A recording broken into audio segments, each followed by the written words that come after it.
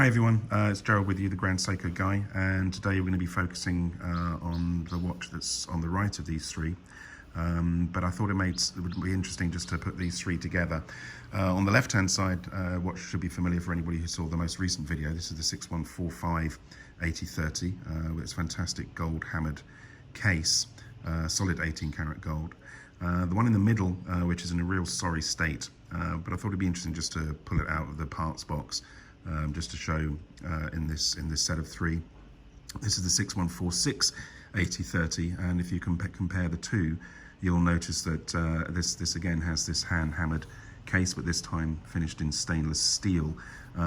This watch is in pretty sorry state, as mentioned, so this isn't for sale, but I thought it'd be interesting to pull it out just for comparison. And then on the right is the watch that we're going to be focusing on today. This is the 6146 8040. So the reason why these three are interesting is because they all feature very similar dials, which we'll be able to see in more detail in the studio shot of the 6146 8040 that I'll be putting up in this video. And these are what are referred now as the Kirazuri dials, with very similar dial treatment being featured on a limited edition set of three watches introduced exclusively to the US market in 2018. So these are all very, very collectible. What's fascinating about them is whereas the 6145, that's the date-only version in 18 karat gold, this watch was actually available in Japan and listed in the Seiko catalogs. But the other two, the 6146 8030 with the hammered case and the 6146 8040 with the circular brushed case, these don't appear in any of the vintage Seiko catalogs. Now, I've spoken about this in a couple of articles previously, which I'll link to in the description on the website for the 6146 8040 in the listing there. The first article is about the watches that don't appear in any of the Seiko catalogs. And the second article is an article that I wrote on an example of the 6146 8040, which was discovered recently in London, that had its complete paperwork with it. So all the original instruction manuals and, crucially, the original receipt and guarantee that showed sale of the watch originally in Singapore on an army base in the early 1970s. Now, as I said, the 6146 and the 6146 8030 and 8040, these watches we believe were only ever export watches, since they don't appear in any of the Seiko domestic catalogs. And also, when these watches do, and it is pretty rare that they come to the market, they do seem to be more often coming to the market outside of Japan. So you've seen examples of these watches turning up in the UK, in India, in Singapore, in Australia, and in Hong Kong, and also I believe in the Philippines.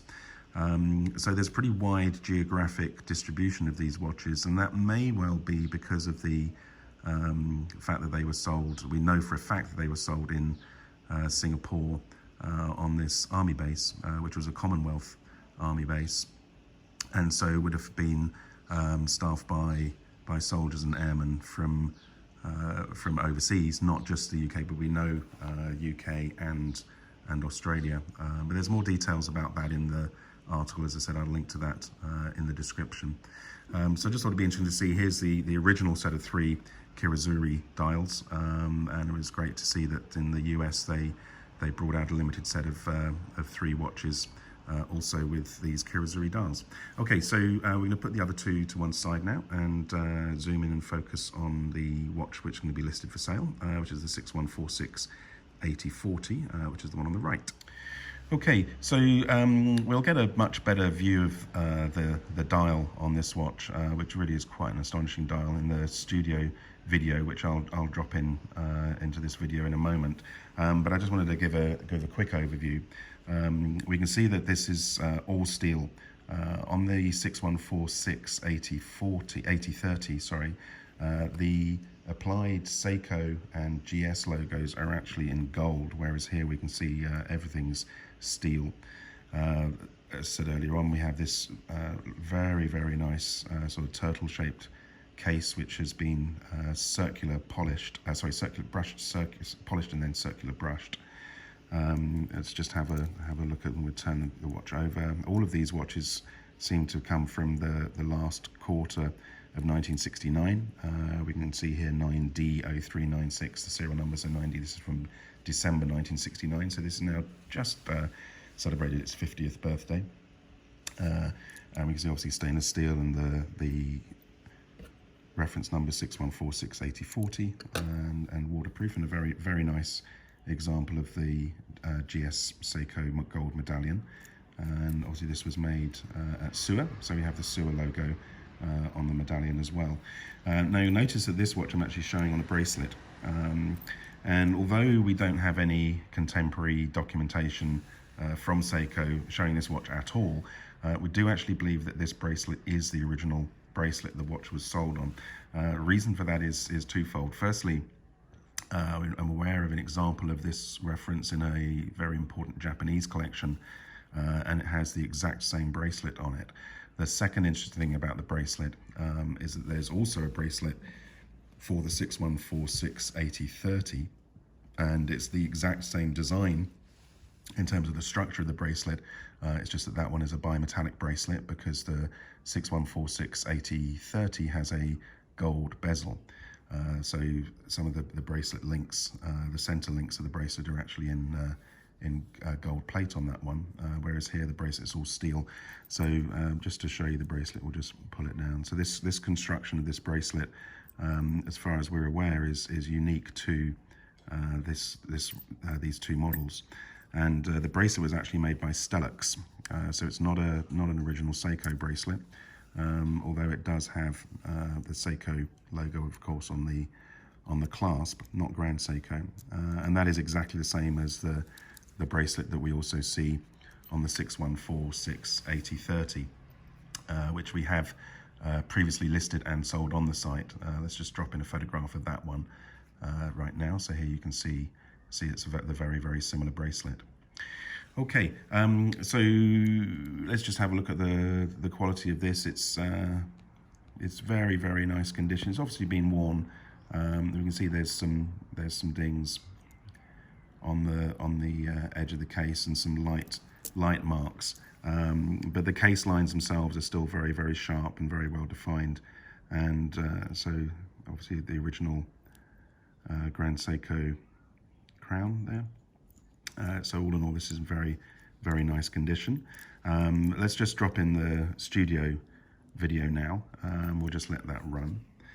And this is really where you can see just the amazing quality of the Kirazuri dial, and how as the light on the watch, as the light sort of hits the dial from different angles, the dial just really plays with that light because of the way that the dial is textured. So just let that video run.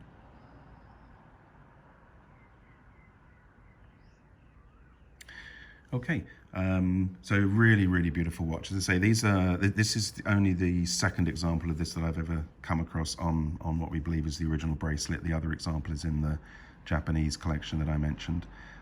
So this is a rare example to pick up a very nice condition 61468030, complete with the original bracelet, which I believe still has all the original links in, because it does fit my wrist. I have quite a fat wrist, and this does fit my wrist with room to spare. So there you go. So if you've got any questions about this, in the description will be a link to the website where we'll put this video up, and also the what we call the beauty shot of the watch, so we can have a look at that. And from the website, there's if you just scroll down below the description, there's a tab for the inquiry form, and if you just fill that out, if you've got any questions, do let us know. Okay, so there we go. That's the Grand Seiko 61468040. Hope you're all having good weekends, and we'll be back later in the week with another watch for sale. Thank you very much for watching.